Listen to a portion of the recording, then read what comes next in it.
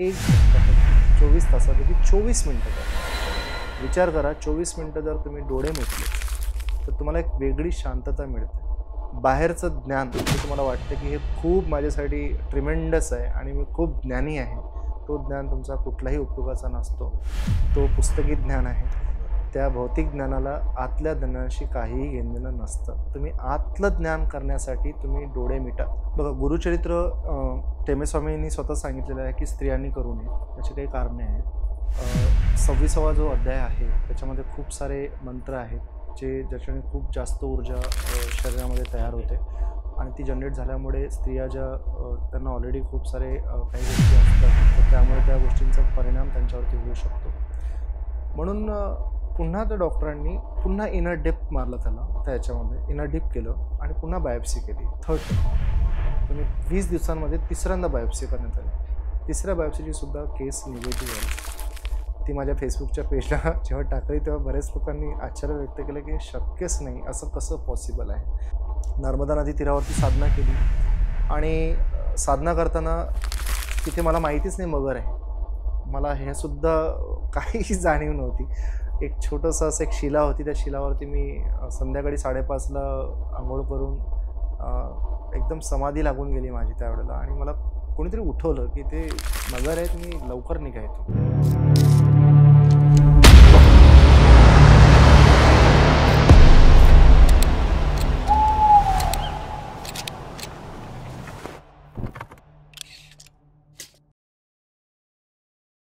आत्ता आपण off camera काही गोष्टींवरती चर्चा केली, तर त्याच्यामध्ये टेंबेस्वामी महाराजांचं तुम्ही एक सांगितलेलं की टेंबेस्वामी महाराजांचं नक्की परिचय काय आहे आणि नक्की टेंबेस्वामी महाराजांची थोडीसा इतिहास काय आहे तो आपल्याला थोडंसं सांगा आणि त्यांची साधना तुमच्यापर्यंत कशी पोहोचली किंवा तुम्ही त्यांच्या मठात गेलेला आणि तुम्हाला कसं त्यांच्याकडनं ग्रंथ आपोआप मिळाला, ह्या गोष्टी थोड्या ऐकायला छान वाटतील आम्हाला. मी आधी परमपूज्य परिव्राजकाचार्य वासुदेवानंद सरस्वती टेंबेस्वामी महाराज यांना खरंच मी वंदन करतो आहे, कारण की त्यांच्याशिवाय हे शक्य नाही. असं जेव्हा मला एका गुरूंकडनं हे कळलं की तुझ्या शरीरामध्ये जी काही जाणीव होत आहे हे टेंबेस्वामी महाराजांच्या सूक्ष्म रूपाने ही सगळी मदत केलेली आहे आणि यांचं काहीही विसरू नकोस. मला फक्त घोरकष्टधरण स्तोत्र हे माहिती होतं, श्रीपाद श्रीवल्लभ ज्याच्यावरती आपण ते बघतो, खूप सुंदर ते स्तोत्र झालेलं आहे. आणि टेंबेस्वामी महाराजांबद्दल मला तेवढंच माहिती होतं, दिगंबरा दिगंबरा श्रीपाद वल्लभ दिगंबरा हा एक मंत्र आहे, एवढंच मला माहिती होतं. पण याची पार्श्वभूमी तुम्हाला मी सांगतो. जेव्हा मी साधना करत असताना कुठेतरी एखादा व्यक्ती अडून जातो आणि आता ही साधना पुढे जात नाही आहे असा एक फेज येतो. तो फेज माझ्यासोबत आलेला आणि कुठेतरी माझ्या गावाकडे जेव्हा सहज गेलेलो त्यावेळेला माझ्या मामांनी मला एक औदुंबराचं रोपटं दिलं आणि औदुंबराचं रोपटं म्हणजे उमराचं झाड, आमच्याकडे विदर्भामध्ये उमराचं झाड म्हणतो आपण, हिंदीमध्ये त्याला गुलक म्हणतात. तर त्याच्यामध्ये तू म्हणे हे घरी घेऊन जा आणि तू तुझ्या घरी कर, तुझे साधना करतेस कारण की तुम्ही मला एवढी मदत केली आहे सगळ्या गोष्टींमध्ये, तर हे माझ्याकडे एक भेट म्हणून तू घेऊन जा. मी औदुंबराचं झाड आणलं आणि छोटंसं रोपटं होतं, हार्डली 1-1.5 फुटाचंही नसेल. आणि ज्या दिवशी ते रूमवरती आणलं आणि मी साधना जेव्हा सुरू केली तेव्हा थंडगार काहीतरी आजूबाजूला एक वलय तयार झालं माझ्या. म्हणजे वलय असं समजा की जवळपास 2 फुटांच्या जवळपास एक वातावरण अशी निर्मिती झाली की जी वातावरण निर्मिती थोडीशी वेगळी होती. म्हणजे ही कशी होती की एकदम थंड असं जाणीव सुरू झाली. आता हॉट टेम्परेचरमध्ये थंड काहीतरी जाणवतंय म्हणजे याचा अर्थ माझ्याकडे AC नाही, पंखा नाही, काही नाही, कूलर नाही. म्हटलं हे जाणीव कशी सुरुवात झाली, काय झाली, म्हणजे ध्यान तर सुरूच आहे पण काहीतरी माझ्या शरीराच्या जवळजवळ येत आहे आणि आलं आणि ते माझ्या तळपायातून आतमध्ये ते निघणं सुरू झालं. म्हणजे पूर्णपणे थंड जाणीव, म्हणजे थंड सगळीकडे सराउंडिंग आलं आणि काही पार्ट पूर्ण तळपायातून माझ्या शरीरातून हळूहळू वर वर वर वर यायला लागला, प्रवाह चालला होता वरती आणि अशी त्रिकोणाकार असं ट्रायंगल असं फॉर्म झालं, एक सुरक्षा कवच सारखं फॉर्म झालं आणि तो जवळपास मी त्या सानिध्यामध्ये 45 मिनिट्स होतो. 45 मिनिटं ती अनुभूती मी स्वतः घेत होतो आणि म्हटलं हे शक्य नाही, हे काहीतरी वेगळं आहे माझ्यासोबत. आज मला काहीतरी शरीराच्या बाहेर घडलं पण ते शरीरामध्ये सुद्धा प्रवेश केलेला आहे आणि आपसुक मी कविता करायला लागलो. म्हणजे मी कविता केल्या किती असतील तर जवळपास खूप, म्हणजे हे काही सर्वसाधारण आहे. हे ज्या प्रोसेसमध्ये ज्या साधनेतल्या आहेत, काही लोकांना जी जागरणाची जी अनुभूती असेल त्यांना होतात, असं काही याच्यामध्ये खूप मोठं नाही. पण मला पद्यलेखन सुरू झालं अध्यात्माबाबतीत.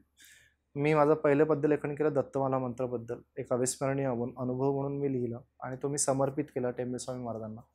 आणि त्यांना म्हटलं की हे सगळं तुम्हाला समर्पित आहे जे काही मी लिहितोय. आणि जवळपास मी 15 दिवसामध्ये जवळपास मी 47 की 48 भाग लिहून टाकलेत काही गोष्टींचे. म्हणजे खूप भयंकर स्पीड, लिखाण भयंकर, म्हणजे खूप स्पीड यायला लागली. मी म्हटलं हे काहीतरी माझ्याकडनं विचित्र नाही, पण काहीतरी होत आहे, हे काहीतरी वेगळं आहे. हे काही म्हटलं मी हे करत नाही, माझे हे टॅलेंटच नाही, म्हणजे कधीच लिहिलेलं नाही आणि हे लिहितोय. काही वाचन केलं होतं त्याच्यामध्ये लक्षात आलं की स्वाधिष्ठान चक्राचं जेव्हा खूप जास्त ॲक्टिवेशन होतं त्यावेळेला हे सगळं घडतं. पद्यलेखन होतं, मूलाधार चक्राचं याच्याने होतं. पण म्हटलं हे तर आधीच झालेलं आहे, पण हे आता का अचानकपणे? त्यामुळे मी एका ठिकाणी गेलो आणि त्यांना मी सहज बसलो त्यांच्यासमोर आणि तीच अनुभूती त्या गुरु महाराजांच्या समोर मला तशीच व्हायला लागली, जशी मी त्या औदुंबराच्या रोपट्याच्या साधनेमध्ये होत होती. थंड वलय तयार झालेलं होतं त्यांच्यासमोर. तेव्हा त्यांनी मला सांगितलं की हे सूक्ष्मरूप जे आहे, जे काही तुझे अनुभव आहेत, हे टेंबेस्वामी तुझ्याकडनं करून घेते.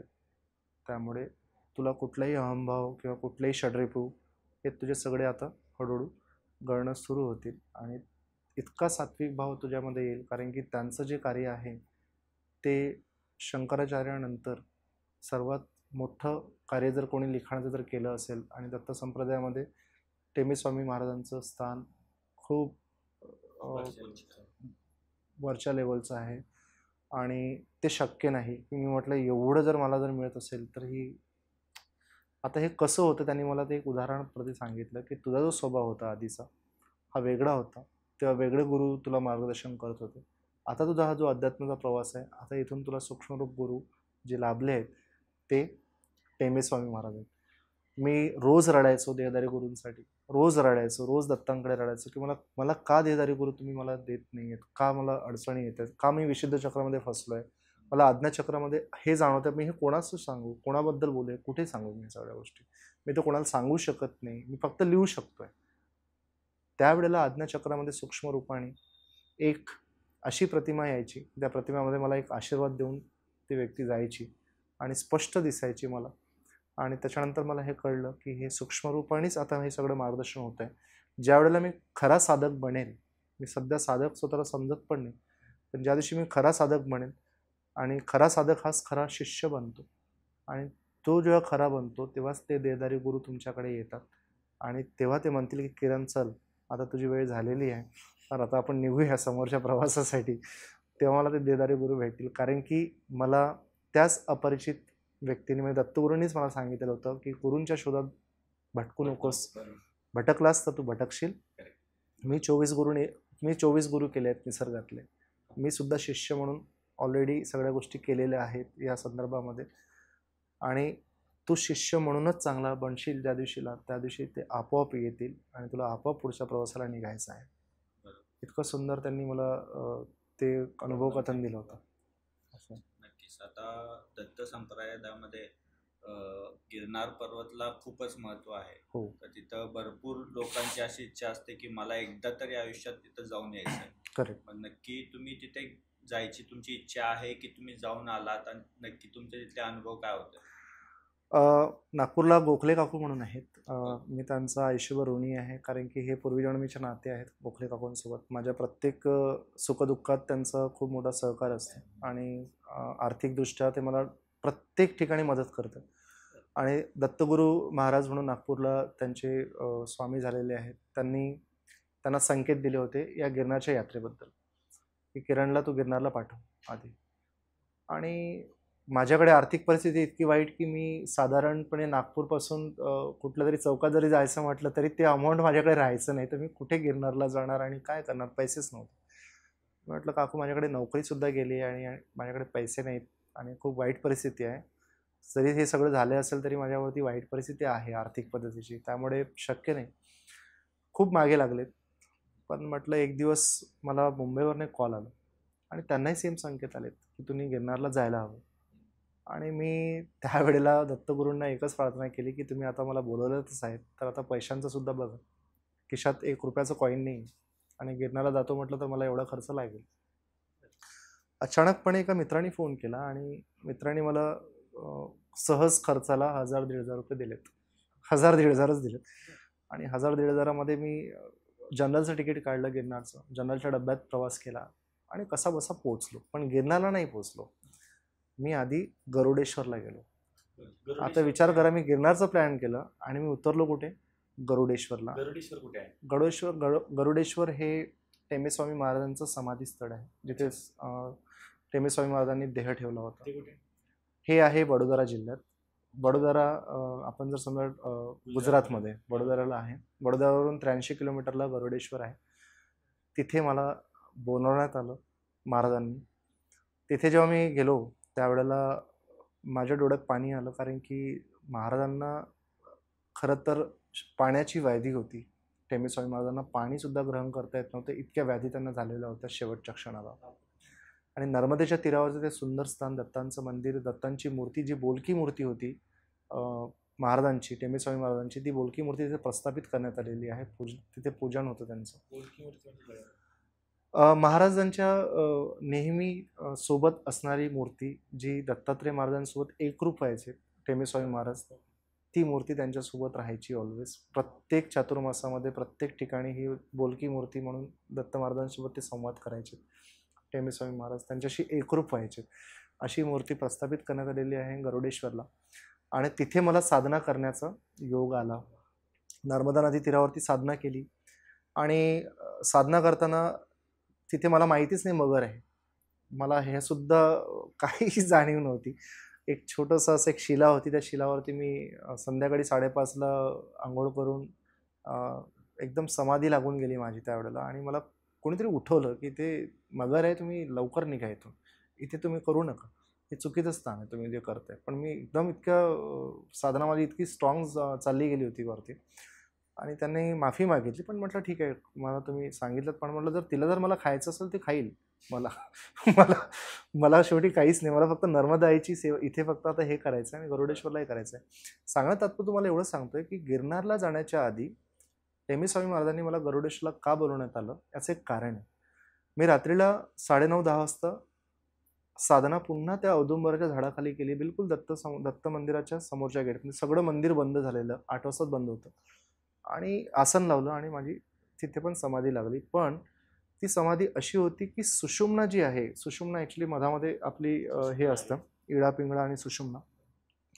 सुषुम्ना ही कम्प्लिटली डान्स करायला लागली जवळपास विदिन 5 मिनिट्स ऑफ टाईम. आणि असं माझ्याशी इतकं घडलं नाही.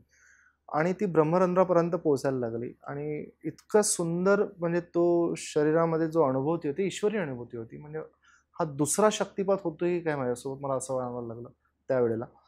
आणि मी जवळपास 1.5 तास त्या अवस्थेत होतो. पूर्णपणे शरीरावरती जेवढ्या 72,000 नाड्या आहेत त्या अजून त्या पूर्ण प्रभावितपणे त्या शुद्धीकरणाच्या प्रोसेसमध्ये लागल्यात. आणि मला एक अचानक कॉल आला 11:15 वाजताच्या दरम्यान.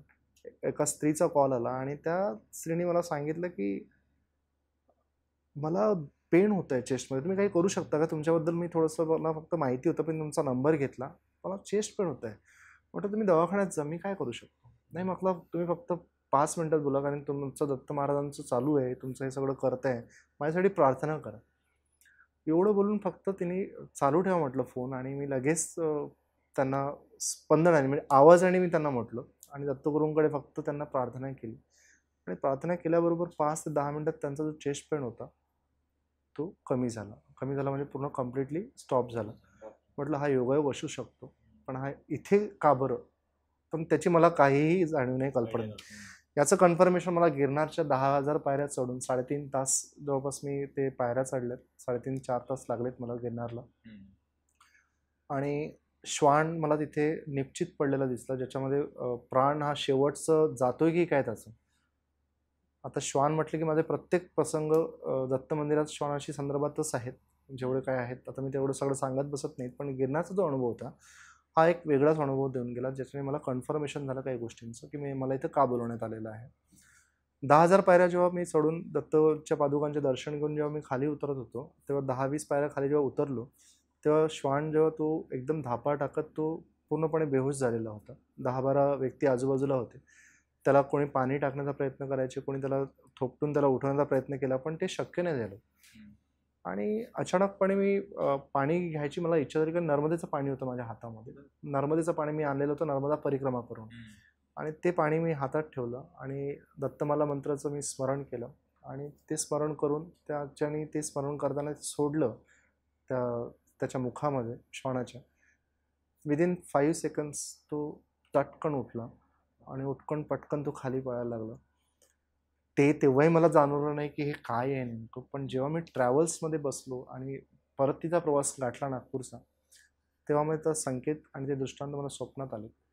दत्त महाराज. हां, म्हणजे स्वप्नात म्हणण्यापेक्षा ते म्हणजे रिअलाईज झालं मला की ही हिलिंगची क्रिया झालेली आहे माझ्याकडनं, तयारी. आणि ही प्रोसेस हिलिंगची असल्यामुळे आता या प्रोसेसला कुठेतरी आता पुढे घेऊन वाटचाल असावी, हे त्याचे संकेतचे त्याचे अनुभव होते आणि हे कन्फर्मेशन होतं जे मला गिरनारला मिळालं. बरोबर. आता ते जे तुम्हाला हिलिंग हे होतं हे तुमच्याकडून समजलं, तर या हिलिंगचा तुम्ही दुसरीकडे कुठे उपयोग किंवा एक समाजासाठी काय असं केला आहे का?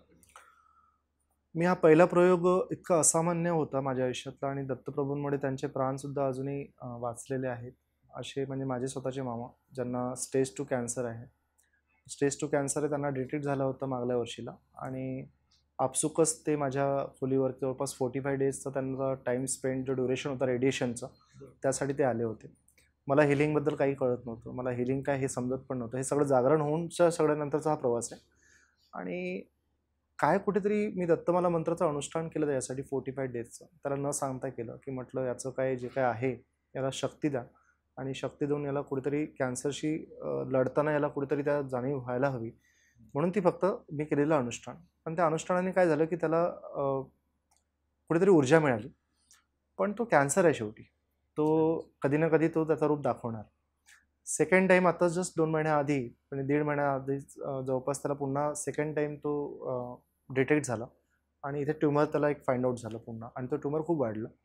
तेव्हा त्यांनी बायोप्सी करायला सांगितलं डॉक्टरांनी, आणि बायोप्सी करून जेव्हा ती केस आली पॉझिटिव्ह आली. आता ऑब्व्हियस आहे की एखादा व्यक्ती कॅन्सरमधून आत्ताच जस्ट निघाला आहे आणि सेकंड वेळा पुन्हा तो वाढतोय, त्यावेळेला त्याच्यावरती वेगळे परिणाम होत असतात रुग्णावरती.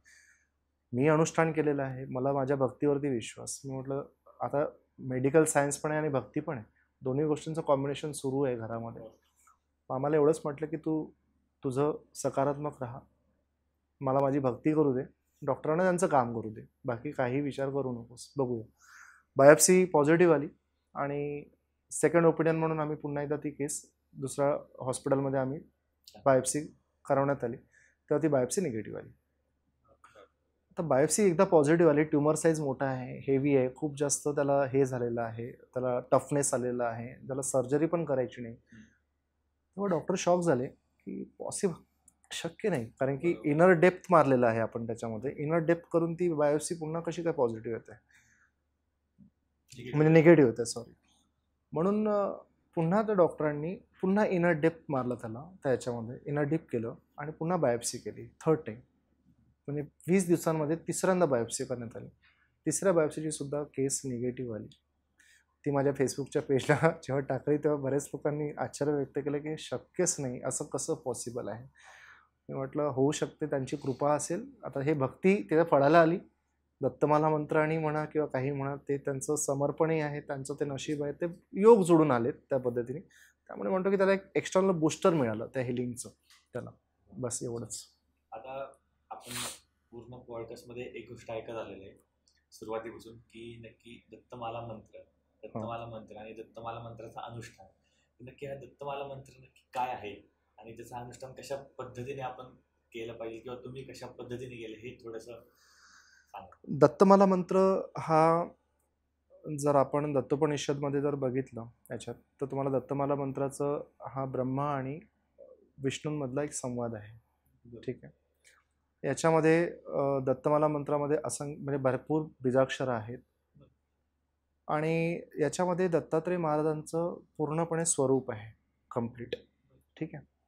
आता याचे उच्चार जेव्हा होतात तेव्हा त्या फ्रिक्वेन्सीवरती जेव्हा उच्चार होतात, जसं अमचं उच्चार आहे, कोणी ओम म्हणतात, कोणी अम म्हणतात, अ उ म मध्ये 432 हर्टची फ्रिक्वेन्सी जनरेट होते.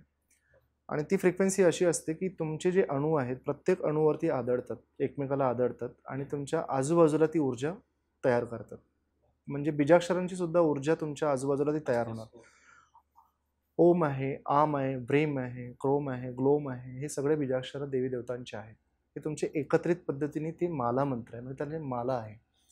ही 108 वेळा मी पहिल्यांदा केली फर्स्ट टाइम. आणि 108 वेळा जेव्हा केली, 108 वेळा केल्यानंतर ते तुम्ही त्याला पुढली स्टेपमध्ये तुम्ही नेऊ शकता. तर जेव्हा हे टेंबेस्वामी महाराजांचं म्हणजे मी वाचलं आहे त्याच्यामध्ये तुम्हाला सांगतोय, 12,000 वेळा जेव्हा कोणी करतात त्याचं अनुष्ठान 21 दिवसांमध्ये, किंवा कोणी 45 डेजचं अनुष्ठान करतात, त्याच्यामध्ये हा 12,000 वेळा केल्यानंतर हा मंत्र सिद्ध होतो असं म्हणतात. मी सिद्धीच्या मागे कधी लागलेलो नाही. एका दिवसात 12,000? नाही नाही नाही नाही, एका दिवसात पॉसिबलच नाही 12,000 वेळा, कारण की एक मंत्र करायला तुम्हाला 2.5 मिनिटं ते 3 मिनिटं करतात. कितीही फास्ट जरी तुम्ही केलात तरी तो 45 सेकंड म्हणजे 1 मिनिटं कमीत कमी लागतो पूर्ण दत्तमाला म्हणायला. दत्तमाला मंत्र म्हणायला 1 मिनिटं लागतो. पण दत्तमाला मंत्र एवढा फास्ट करायचंच कशाला? जर त्याच्या प्रत्येक बीजाक्षरामध्ये जर ऊर्जा आहे तर तुम्ही स्लोली जा ना. ते तुमचा संयम आहे, तो 2.5 ते 3 तास लागले त्या संयमाने करा. त्या संयमाने कदाचित तुम्हाला तो फायदा जाणवून जाईल काही गोष्टींचा. ती ऊर्जा तुमच्या अवतीभोवती तयार होईल, ते तुम्हाला एक प्रोटेक्शन देईल, आवरण देईल, कवच देईल तुम्हाला त्या पद्धतीने. आणि याच्याने मी हा करून बघितला. म्हणजे मी माझ्या मुलाला पण सुद्धा प्रचंड ताप आलेला आहे, त्याला सुद्धा तो करून बघितला. आता मी असं नाही म्हणत की त्यानेच केलं, पण काहीतरी ऊर्जा आहे ना, त्या बीजाक्षरांची ऊर्जा असल्यामुळे या सगळ्या गोष्टी होतात. आणि सायन्ससुद्धा मांडतं, क्वांटम फिजिक्ससुद्धा मांडतात आजकाल या गोष्टी, की याच्यामध्ये मंत्रांमध्ये ती ऊर्जा आहे आणि ती ऊर्जा असते. हे क्वांटम फिजिक्ससुद्धा आता मानायला तयार झालेलं आहे. म्हणजे अशा पद्धतीने.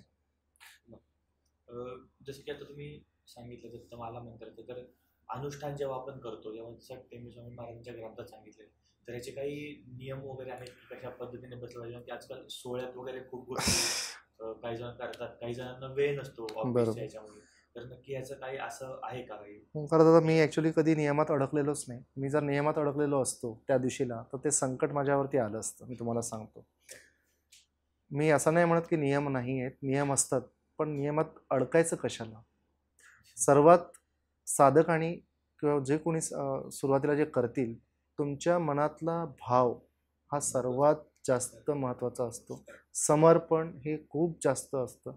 भाव आणि समर्पण जिथे असेल तिथे दत्तगुरू स्मरण संतुष्ट आहेत. ते लगेच येतात, तुम्हाला लगेच मदत करतात. तुम्हाला कळणार पण नाही की ते आलेत.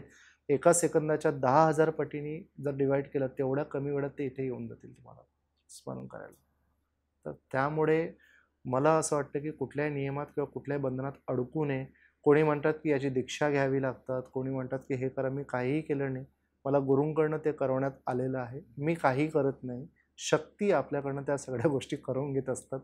त्यामुळे करणारे तुम्ही कोणीच नाही, करणारी शक्ती असते ती ते करून घेते ह्या गोष्टी. असं अजून दत्त संप्रदायामध्ये जसं टेंबेस्वामी महाराजांचं तुम्ही बोलले की भरपूर लिखाण केलेलं आहे आणि टेंबेस्वामी महाराजांचं स्थान उच्च आहे आपल्या दत्त संप्रदायामध्ये.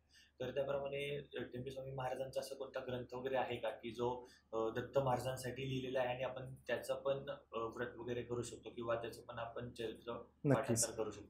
बघा, गुरुचरित्र टेंबेस्वामींनी स्वतः सांगितलेलं आहे की स्त्रियांनी करू नये. याची काही कारणे आहेत. 26वा जो अध्याय आहे त्याच्यामध्ये खूप सारे मंत्र आहेत ज्याच्याने खूप जास्त ऊर्जा शरीरामध्ये तयार होते आणि ती जनरेट झाल्यामुळे स्त्रिया ज्या त्यांना ऑलरेडी खूप सारे काही गोष्टी असतात, तर त्यामुळे त्या गोष्टींचा परिणाम त्यांच्यावरती होऊ शकतो. तर त्यामुळे गुरुचरित्र स्त्रियांनी करू नये असं सांगण्यात आलेलं आहे. मग त्याच्या संदर्भामध्ये दत्त महात्म्य आहे. दत्त महात्म्याचं जर पारायण केलं तुम्ही तर तेवढंच फळ तुम्हाला तितकं मिळतं. दत्त महात्म्य इतकं सुंदर लिखाण टेंबेस्वामी महाराजांचं आहे आणि ते तुम्ही करू शकता. दत्त महात्मा गुरुचरित्रसारखंच सगळ्या काही गोष्टींचं त्याच्यामध्ये सगळी उकल आहे त्या बाबतीमध्ये. गुरुदेव चरित्र तुम्ही एकदा वाचा आवर्जून, की टेंबेस्वामी महाराजांनी आपल्या प्रत्येक चातुर्मासात त्यांचं लहानपण बालपण त्यांचं जे झालेलं आहे, किती त्रास त्या व्यक्तीने भोगला असेल. माझे सूक्ष्मरूप गुरूंनी जे भोगलं असेल, मला डोळ्यातनं कधी कधी अश्रू येतात की महाराजांनी एवढ्या लोकांची सेवा केली पण त्यांना सुद्धा पाणी प्यायला व्याधी त्यांच्यावरती इतक्या जडून गेल्या, त्यांना साधं पाणीसुद्धा पिता येत नव्हतं. भारतभर त्यांनी भ्रमण केलं, पायीच फिरलेत, अनवाणी पायाने फिरलेत, त्यांनी कधीही पादुका घातल्या नाहीत साधं. आणि विचार करा, माणगावरून निघालेली व्यक्ती कुठपर्यंत पोहोचली. जवळपास प्रत्येक चातुर्मासात प्रत्येक ठिकाणी त्यांनी जे काही केलेलं आहे त्यांचं, त्या चातुर्मासाबद्दल गुरुदेव चरित्र म्हणून आहे पुस्तक, ते तुम्ही खरंच वाचा. त्याच्यातनं प्रत्येक चातुर्मासाबद्दल तुम्हाला त्या गोष्टींची कल्पना येईल. मी आत्तापर्यंत त्यांनी जिथे गेलेले आहेत मी 5 ठिकाणी जाऊन आलो आहे. तीच ऊर्जा, तोच औदुंबराच्या झाडात त्या औदुंबराच्या वृक्षाखाली झालेली साधना महाराजांची, ती मला तशीच कनेक्ट करते. ज्या ठिकाणी महाराज बसलेले होते तिथे जर आपल्याला बसण्याची जर संधी मिळत असेल तर आपलं हे भाग्य आहे. दुसरं काय हवं आपल्याला. अच्छा अच्छा. मला अजून एक विचारायचं होतं की आपण जसं ऑफ कॅमेरा आपलं बोलणं झालं तर तुम्हाला एक दत्त महाराजांचा एक स्वतः दत्त महाराजांनी तुम्हाला दर्शन दिलं होतं एका श्वानाच्या रूपामध्ये. तर तो एक थोडासा तुमचा अनुभव बरोबर. नागपूरपासून 73 किलोमीटरवरती पवनी आहे जिथे महाराजांचा चातुर्मास झालेला होता. आणि गुरुदेव चरित्र जे तुम्ही मागे जर बघत असाल तर ते गुरुदेव चरित्र मला गोडवणी मठातनं पाठवण्यात आलेलं होतं. आणि ह्या गुरुदेव चरित्राचं पहिलं पान जे मी उघडलं ते पवनीला दत्त मंदिर आहे, खाडीकरांचं दत्त मंदिर. आणि ही दत्त मंदिराची सुद्धा स्थापना टेंबेस्वामी महाराजांनी केलेली आहे याच्यात. तर तिथे मला साधना करण्याची इच्छा आणि तिथे मला गुरुदेव चरित्र करण्याची इच्छा त्या दिवशी 2 दिवसाआधीच सुरू झाली, कारण ते पुस्तक तिथे येऊन माझ्या घरी येऊन आलेलं होतं. पण मी पुस्तक उघडलेलं नव्हतं. पण याचं पहिलं पण मी तिथेच उघडणार हे मी फक्त संकल्पित झालेलं होतं त्या विषयाला. म्हणून मी तिथे गेलो. पवनीला गेल्यानंतर रात्रीला बंद झालेलं मंदिर, दत्त महाराजांनी ते मंदिर उघडं करून दिलं. म्हणजे गेट लॉक होतं आणि पुजारी असेच आलेत सहज फिरायला असंच. आणि पुजाऱ्यांनी म्हणे की मंदिर बंद झालेलं आहे, तुम्हाला दर्शन नाही घेता येणार आणि इथे साधना नाही करता येणार. मी म्हटलं बघा आता परमेश्वराची इच्छा, मी नागपूरवरून आलो आहे आणि एवढ्या रात्री आलो आहे. आता माझी इच्छा होती, गुरुदेव चरित्र पण आलं आहे आणि मला रात्रीच साधना करायची असते. मी दिवसा करत नाही, रात्री 12ला नाही करत, पण नंतर मला करायची आहे, ध्यान करायचं आहे. तुम्हाला तुमची इच्छा असेल तर तुम्ही उघडा, नसेल इच्छा तर मी परत जाईल. काय वाटलं कोणास ठाऊक, पुजाऱ्यांनी ते मंदिर उघडं करण्यात आलं रात्रीला. आणि या देहाला तिथे साधना करण्याची इच्छा झाली. तिथे मी गुरुदेव चरित्र पहिले वाचन केलं. साधना ज्या पद्धतीने माझी सुरू झाली त्या पद्धतीने जी ऊर्जा होती ती 100 पटीने वाढली. जशी माझी घरी जी ऊर्जा होती त्या ऊर्जेपेक्षा मी 100 पटीने ऊर्जा माझ्या शरीरात तयार झाली. दत्त मंदिराच्या समोर बिलकुल आतमध्ये तिथेच दत्त यंत्र पण ठेवण्यात आलेलं आहे. त्यांच्याकडे सगळं बघत मी ती साधना सुरू केली. डोळे मिटले, वेगळ्या लेवलला चालला गेलो. समाधी लागली काय लागली नोट म्हणजे. आणि 1:30 वाजता माझा डोळा उघडला. 1:30 वाजता कुठेतरी आपण जावं आणि थोडंसं फेरफटका मारा म्हणून औदुंबराचं झाडच आहे त्या मंदिराच्या बाजूलाच, म्हणजे मंदिराला लागूनच आहे. तिथं काहीतरी असे चाहूल जाणवत होते मला की काहीतरी तिथे असं धडपड करते. तर तिथे एक टुमदार असा वाघासारखा एक श्वान होता, ज्याचे डोळे एकदम सोनेरी रंगाचे, वेगळेच डोळे, एकदम छान, एकदम भरीव असं टुमदार मी बघितलेलंच नाही आयुष्यात. आता मला फरक जाणवतो कारण की ग्रामीण भागातलं बॅकग्राऊंड आहे माझं. मला कळतं की गावठी कसे असतात आणि श्वान एक्झॅक्टली. तर दत्त महाराजांचा काहीतरी मला असं संकेत जाणवायला लागला की म्हटलं इथे काहीतरी आहे, असं नाही होऊ शकत. पण माणूस आहे शेवटी. मी घाबरलो. ती भीती असते आणि तीच परीक्षा पण असते. ती भीती होती, परीक्षाही होती की मला आतमध्ये जायची इच्छा आहे, बाहेर लघुशंकेसाठी जाऊ का, पण जाताना हा जर काही करेल तर काय. तिन्ही गोष्टी एकत्र चालू होत्या. तो श्वान आला आणि त्या श्वानाने माझ्या पायाला पहिल्यांदा जिभेने हळूहळू चाटणं सुरू केलं आणि मला अंगावर शहारा आला. मी म्हटलं, डोळ्यातनं पाणी आलं. औदुंबराचं झाड होतं आणि जिथे महाराज बसायचे, थोरले महाराज म्हणतो आम्ही, टेंबेस्वामी महाराजांना थोरले महाराज म्हणतो. थोरले महाराज ज्या ठिकाणी साधना करायचे तिथेच तो औदुंबर होता आणि औदुंबराच्या बाजूला श्वान तिथे मला पायाखाली आला.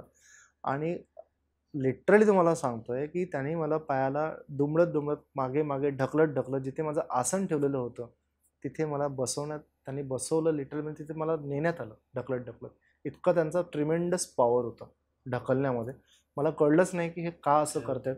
मी त्यांचा प्रणाम घेतला, पण तिथे जिथपर्यंत आसनावरती मी बसलो नाही आणि डोळे नाही मिटलेत तिथपर्यंत तिथेच होते. आणि जसे डोळे मिटलेत क्षणात काहीच नाही.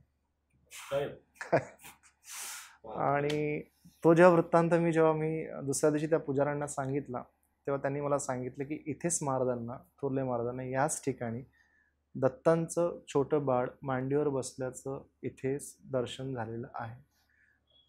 आणि ते त्याची पावती मला जेव्हा मिळाली तेव्हा मी म्हटलं मला काय बोलू आता तुम्हाला. गुरुदेव शेवटी दत्तात्रय महाराज आहेत, त्यांच्या लीला वेगळ्या असतात.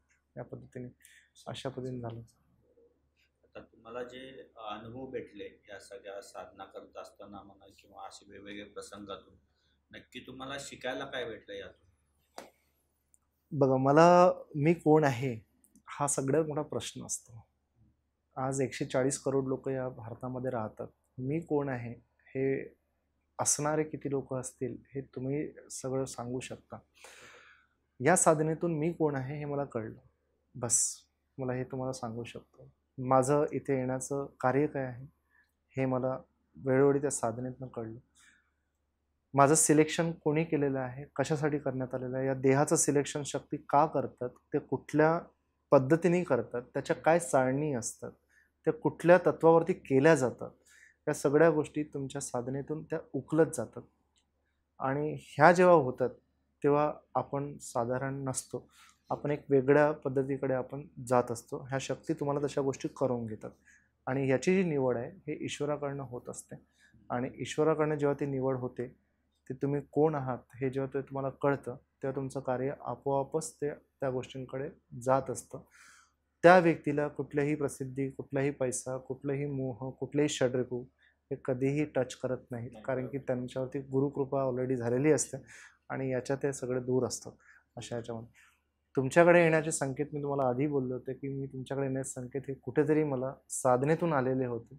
म्हणून मी इकडे आपसूक पावले वळली. 2 ठिकाणी झालं की पुण्यावरनं काय आहे, पुण्याचं काहीतरी कनेक्शन आहे. आणि आज मी ज्या ठिकाणी ज्यासाठी आलो आहे ते सुद्धा एक निमित्त आहे जिथे जायचं आहे ज्या ठिकाणी. फक्त गुरुदेवांचं निमित्त मात्र म्हणायचं असं आहे.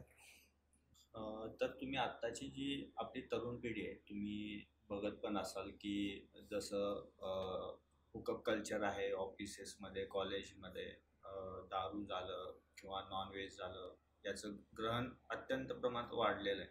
तर याचा त्यांच्या लाईफमध्ये आता तुम्ही त्यातून बाहेर थोडासा निघालेला आहात, तुम्हाला त्यातून बाहेर पडून भरपूर चांगले अनुभव आलेले आहेत.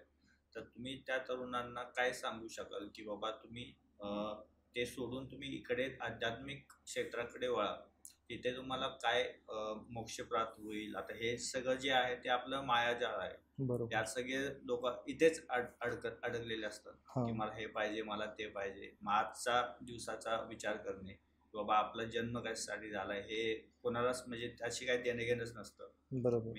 हे तुम्ही काय सांगाल एक उद्देश?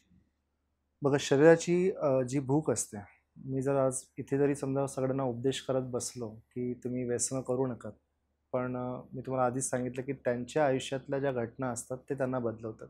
कोणाचे शब्द, ग्रंथ, कोणाचे गुरुवचन हे फार रेअरेस्ट असे इन्सिडन्स असतात की ज्याच्याने व्यक्ती तो सोडतो.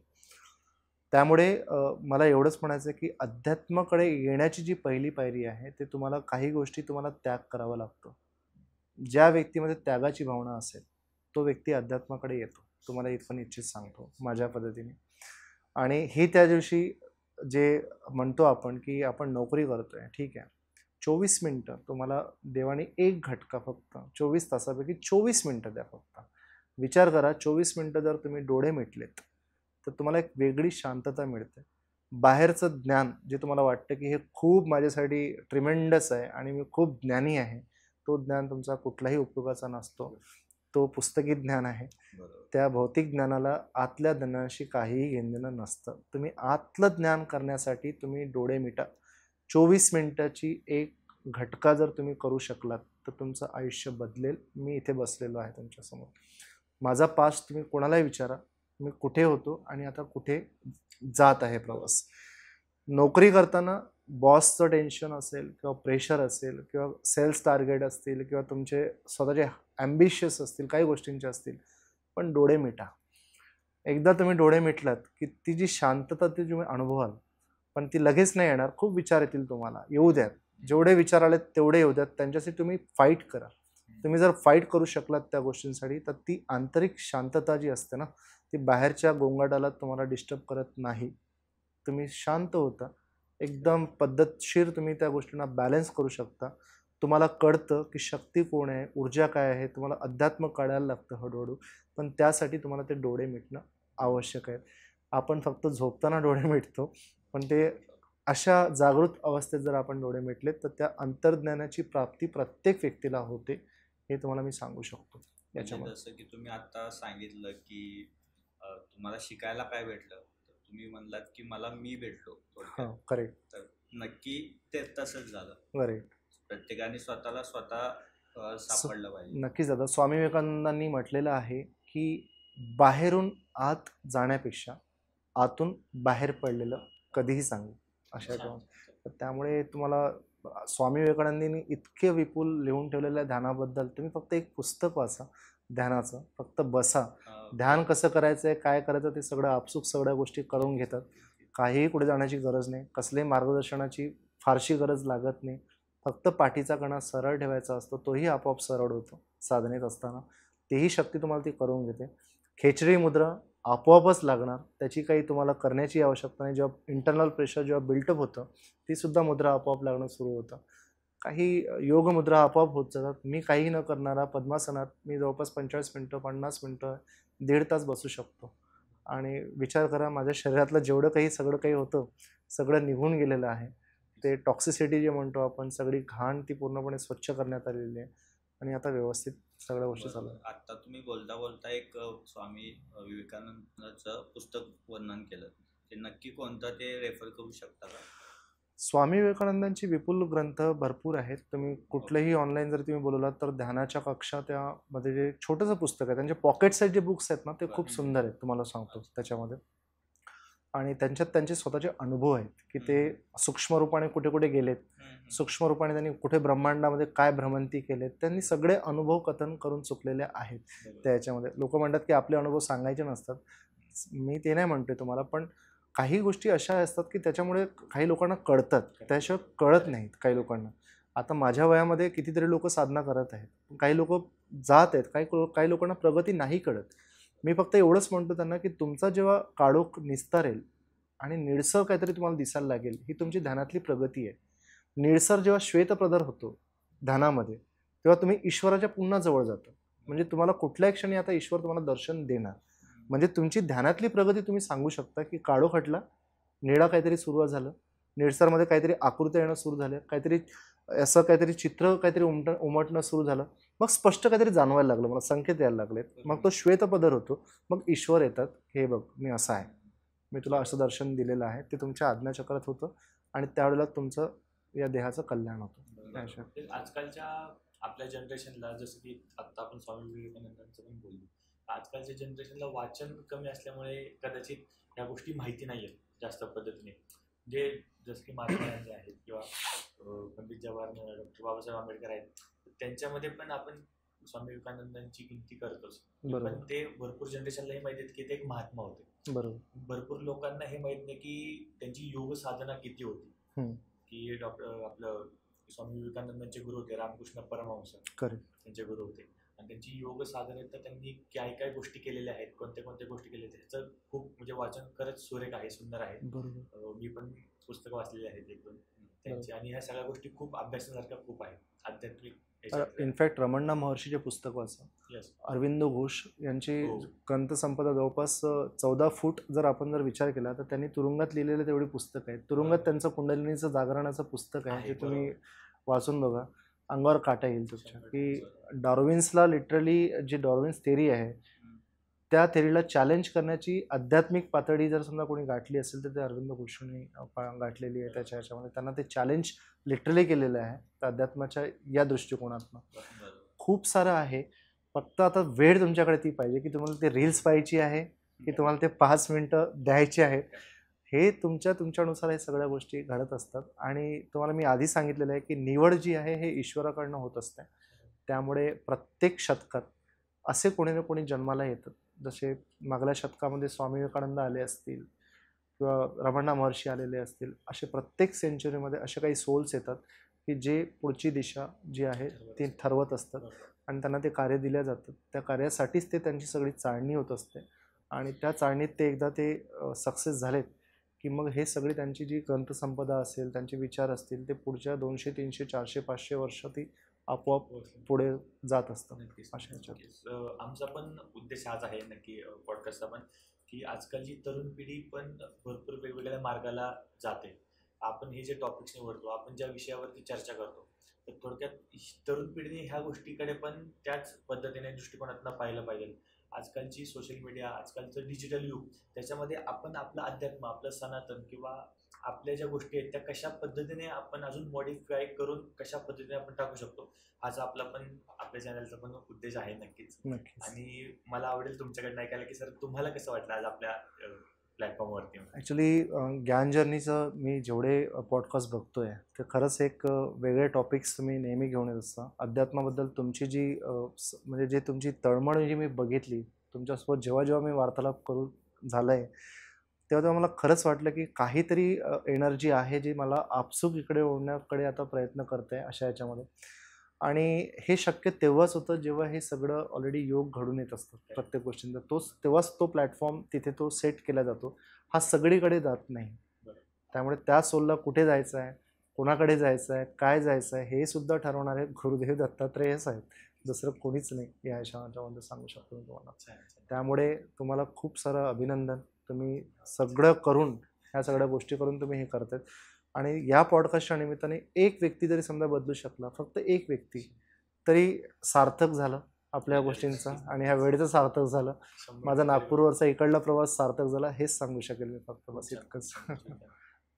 अजून एक थोडीशी रिक्वेस्ट होती तुम्हाला की आपण मगाचपासून पॉडकास्टमध्ये दत्तमाला मंत्राचा आपण उच्चार करतोय, त्याचा अनुष्ठानाचं बोलतोय, तर आपण इथे थोडंसं दत्तमाला स्तोत्र घेऊ शकतो का आपल्या प्रेक्षकांसाठी म्हणा, आपल्यासाठी म्हणा? नक्कीच. दत्तमाला मंत्र करताना मी तुम्हाला फक्त एक आव्हान सांगतो की आव्हान जेव्हा तुम्ही कराल तेव्हा तुम्ही तुमच्या सूक्ष्मरूप, जर देहधारी गुरु नसतील तुम्हाला तर सूक्ष्मरूप गुरूंना करा, किंवा गुरुदेव दत्तात्रयांनाच जर तुम्ही जर समजा गुरुदेव मानलेला असेल तर त्यांना आव्हान करा की मी या समस्त ब्रह्मांडातील ज्या शक्तींना गुरुदेव दत्तात्रेयांच्या माध्यमातून मी आव्हान करतोय, त्यांच्या समस्त सकारात्मक गणांना की त्यांनी इथे यावं. प्रत्यक्ष या अज्ञानी व्यक्तीला ज्ञान देण्याचं कार्य ज्या गुरूंकडनं केलं जातं त्या गुरूंनी मला ती मदत करावी सूक्ष्म रूपाने येऊन. आणि हा दत्तमाला मंत्र अनावधाने समजा जरी मी करतोय किंवा याच्याने करतोय, त्या बीजाक्षरांची जी ऊर्जा आहे ती मला प्राप्त व्हावी आणि मला सद्गती मिळावी पुढे जाण्यासाठी. प्रत्येक गोष्टींसाठी मला ती गती मिळावी आणि मला ते ज्ञान मिळावं, यासाठी हा दत्तमाला मंत्र मी समर्पित करतोय. असं करून आपण हा दत्तमाला मंत्र सुरू करूया. चालेल. गुरुर्ब्रह्मा गुरुर्विष्णू गुरुर्देवो महेश्वरः गुरु साक्षात् परब्रह्म तस्मै श्री गुरुवरे नमः.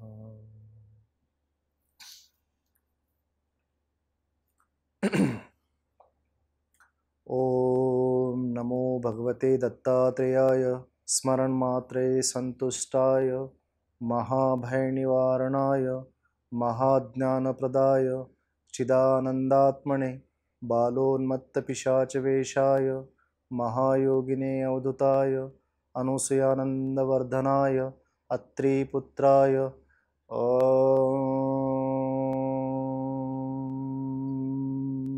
भवबन्धविमोचनाय असाध्य साधनाय सर्वविभूतिदाय क्रोम असाध्यकर्षणाय वाक्प्रदाय क्लीं जगत्रवशीकरणाय सर्वणक्षोभणाय श्री महासंपत्प्रदाय ग्लों मंडलाधिपत्यप्रदाय द्रां चिरंजीविने वषट वशीकुरु वौषट आकर्षय हूं विद्वेषय फट उच्चाटय ठ स्तंभय खेम मारय नम संपन्नय स्वाहा पोषय परमंत्र पर्यंत्र परतंत्राणि छिंदि ग्रह निवारय व्याधीन् विनाशय विनाशय दुःखं हर हर दारिद्र्यं विद्रावय विद्रावय देहं पोषय पोषय रूपाय सर्वयंत्रस्वरूपाय सर्वतंत्रस्वरूपाय सर्वपल्लवस्वरूपाय ओम नमो महासिद्धाय स्वाहा।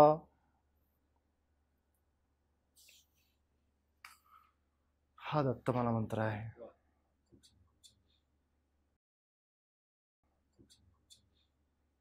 वेगळ्याच प्रकारची एक एनर्जी जाणवली खरंच. पूर्ण डोळे बंद वगैरे करत असताना पण खूप छान वाटलं. तुम्ही आज या ठिकाणी आलात आणि आम्हाला इतकं छान मार्गदर्शन केलं सर तुम्ही या सगळ्या गोष्टींचं, की नक्की साधना म्हणजे कशा पद्धतीने आपण करू शकतो, दत्त महाराजांची सेवा आणि दत्त संप्रदायामध्ये आपण नक्कीच कशा पद्धतीने आपण आपली ग्रोथ करू शकतो. तुम्हाला जे काही चेंजेस आले या सगळ्या गोष्टींमध्ये, तुम्ही आत्ता त्याचे अनुभव आमच्यापर्यंत सांगितले, आपल्या प्रेक्षकांपर्यंत तुम्ही हे सगळे अनुभव पोहोचवले, तर नक्कीच आपल्या प्रेक्षकांपर्यंत या सगळ्या गोष्टी खूप छान पद्धतीने पोचतील. आणि जसं तुम्ही मगाशी म्हणालात की 100 नाही पण एक माणूस जरी या सगळ्या आपल्या चर्चेतनं जरी वेगळ्या वळणावरती किंवा आध्यात्मिक क्षेत्रातल्या वळणावरती जरी चेंज झाले तरी ते आमच्यासाठी पण खूप मोठी भाग्याची गोष्ट असेल. आणि नक्कीच तुम्ही इथं आल्याचं नक्कीच सार्थक होईल सर. आणि तुम्हाला हा पॉडकास्ट कसा वाटला हा नक्कीच आपल्या कमेंट सेक्शनमध्ये नक्की सांगा. तुम्हाला अजून काही शंका असतील, काही गोष्टी विचारायच्या असतील आणि काही प्रॉब्लेम असतील तरी तुम्ही सरांसोबत नक्कीच कॉन्टॅक्ट करू शकता. तुम्ही डायरेक्ट सरांशी या सगळ्या गोष्टी शंकांचं निरसन करू शकता. आणि असेच आपण वेगवेगळ्या पद्धतीने अजून छान टॉपिकवरती पॉडकास्टवरती चर्चा करणार आहोत, की ज्या आध्यात्मिक क्षेत्रातल्या असतील. अजून बऱ्याच काही गोष्टी आहेत ज्या आपल्याला तुमच्यापर्यंत पोहोचवायच्या आहेत. आणि नक्कीच सरांशी पण अजून आपण नक्कीच पॉडकास्ट आपण पुढे करणार आहोत वेगवेगळ्या टॉपिकवरती. आणि आपल्या चॅनलला असं सपोर्ट करत राहा आणि लाईक शेअर सबस्क्राईब करायला विसरू नका. धन्यवाद. धन्यवाद.